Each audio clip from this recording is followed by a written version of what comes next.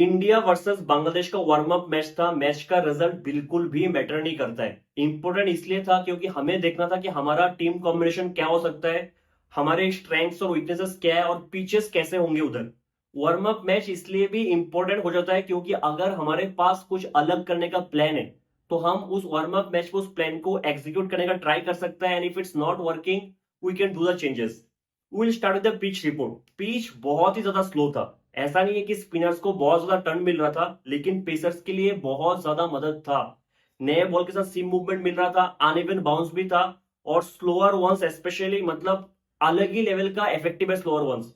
कोई भी बैट्समैन आसानी से स्लोअर वंस को बाउंड्री के बाहर मार नहीं सकता है। अगर आपने पूरा मैच देखा होगा, आपको पता है कि कल कितने सारे बॉल्स हवा में खड़ा हो गया था।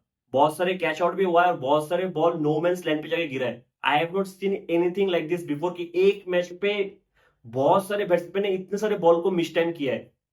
और आउटफील्ड भी बहुत ज्यादा स्लो है। ऐसा लगता है कि लगातार 10 दिन बारिश हुआ है और आउटफील्ड बहुत डैम्प हो गया है। बहुत ही ज्यादा स्लो है आउटफील्ड।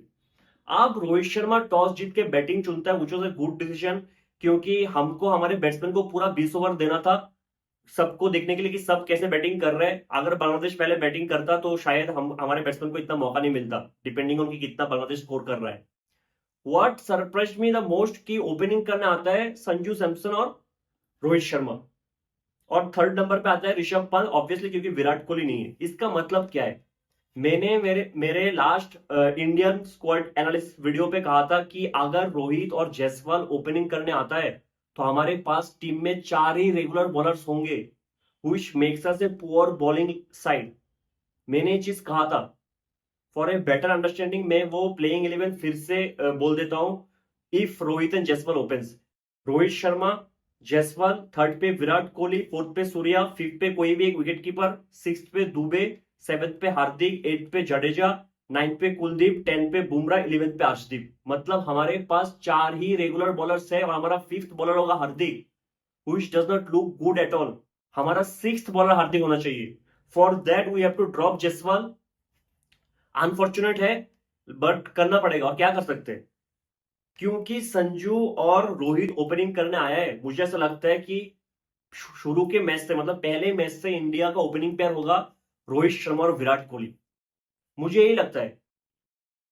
एक सोच ये भी हो सकता है कि कल रोहित ने सोचा होगा कि रोहित और संजू ओपनिंग कर सकते हैं, इसलिए क्योंकि संजू ने आईपीएल में बहुत बार ओपनिंग किया है। लेकिन संजू कल 6 बॉल खेल के 1 रन बना के आउट हो गया और ऋषभ पंत ने बहुत अच्छा इनिंग्स खेल लिया। तो शायद आप ऋषभ पंत को बैक करोगे प्लेइंग 11 में और ऋषभ पंत ओपनिंग करने नहीं आएगा। ऋषभ पंत 3 में आएगा या फिर 4 या 5 में आएगा।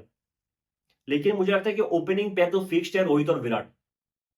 बाकी जो बैटिंग ऑर्डर है वो फ्लेक्सिबल, शायद फ्लेक्सिबल हो सकता है, अप एंड डाउन होगा डिपेंडिंग ऑन सिचुएशन। लेकिन ओपनिंग करेंगे रोहित और Virat, that's fixed according to मी।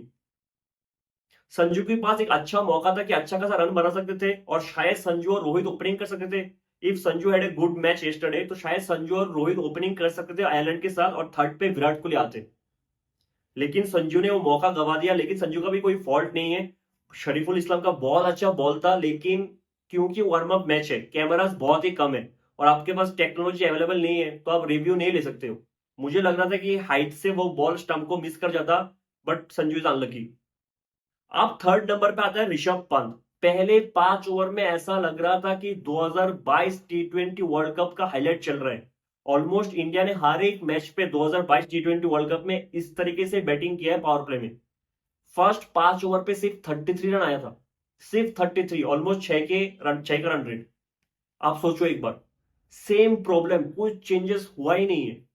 अब पावर प्ले का लास्ट ओवर डालना था शकीब, उस ओवर पे ऋषभ पंत 3 छक्का मारता है, तब जाके पावर प्ले के बाद इंडिया का स्कोर होता है 55 फॉर 1। बहुत ही खराब पावर प्ले गया according to me.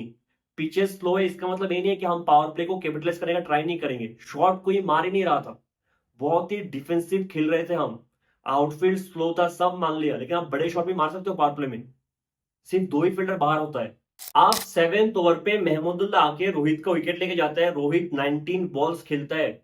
19 balls T20 cricket में कम नहीं है। माना है कि पिच स्लो है, लेकिन रोहित शर्मा का फॉर्म बहुत ही कंसर्निंग है। बिल्कुल भी टच में नहीं था रोहित शर्मा। अगर आपको याद है केकेआर वर्सेस एमआई का एक मैच हुआ था जहां पे Rohit Sharma sweep, reverse sweep, scoop सब ट्राई कर रहे थे, लेकिन टाइमिंग कहीं भी नहीं मिल रहा था। ऑलमोस्ट उस इनिंग्स का हाईलाइट था कल। ऑलमोस्ट उस इनिंग्स का हाईलाइट था। सब कुछ ट्राई कर रहे थे लेकिन रन मिल ही नहीं रहा था।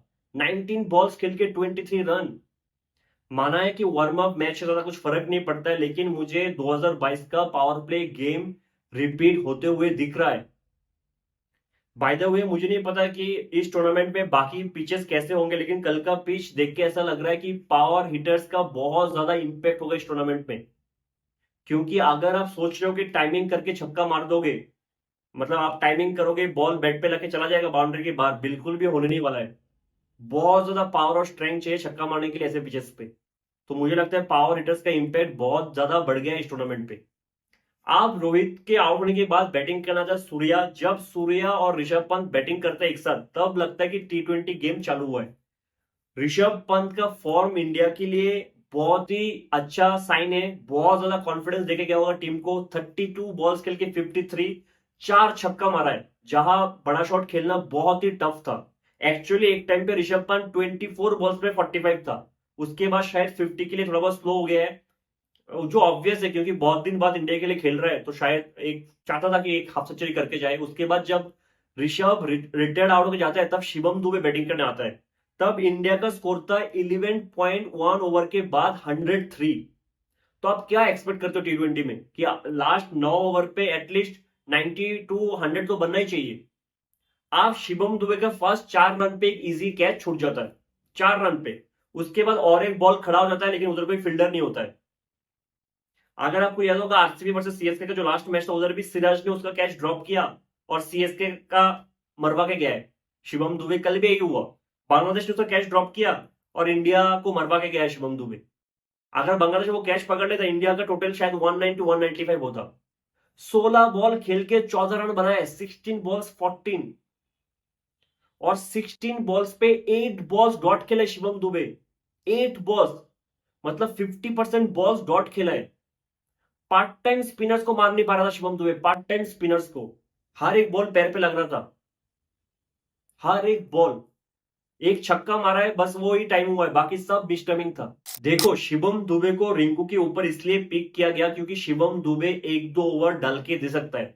लेकिन मान लो शिवम दुबे लगातार 2-3 मैच पे ऐसा ही परफॉर्म करता है, तो दो चीज हो सकता है। एक कि हमारे दोनों विकेट कीपर्स प्लेइंग इलेवन में आ जाएंगे, दुबे ड्रॉप हो जाएगा और दोनों विकेट कीपर्स प्लेइंग इलेवन में आ जाएगा।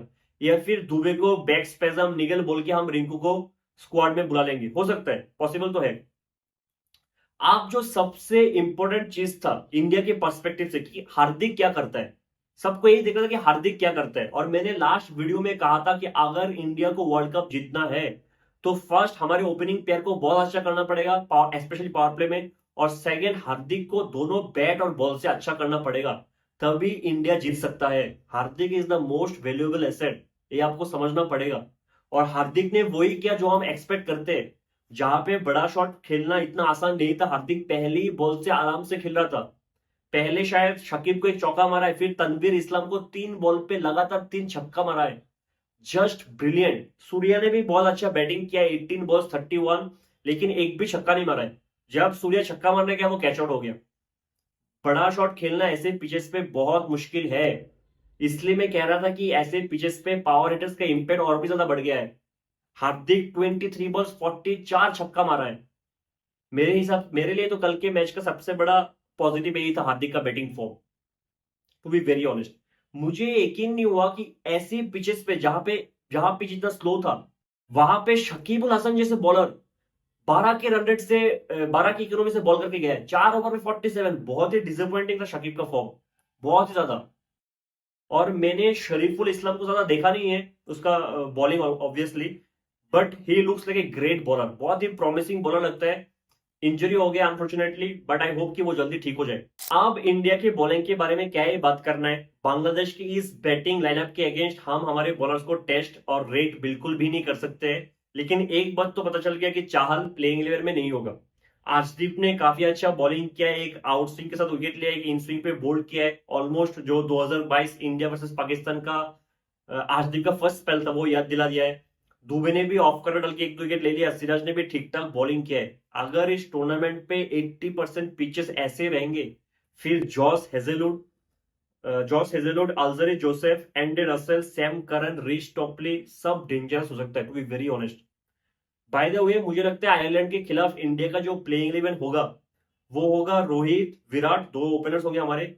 थर्ड पे आएगा सूर्या, फोर्थ पे ऋषभ पंत, फिफ्थ पे दुबे, सिक्स पे जडेजा, सिक्स पे हार्दिक, सेवन पे जडेजा, एट पे कुलदीप, नाइन्थ पे बुमराह, टेंथ पे अर्शदीप, 11th पे सिराज। मुझे तो यही लग रहा है, तीन पेसर्स होंगे हमारे, तीन रेगुलर, चौथा पेसर होगा हमारा हार्दिक, और दो स्पिनर्स होगा जडेजा और कुलदीप।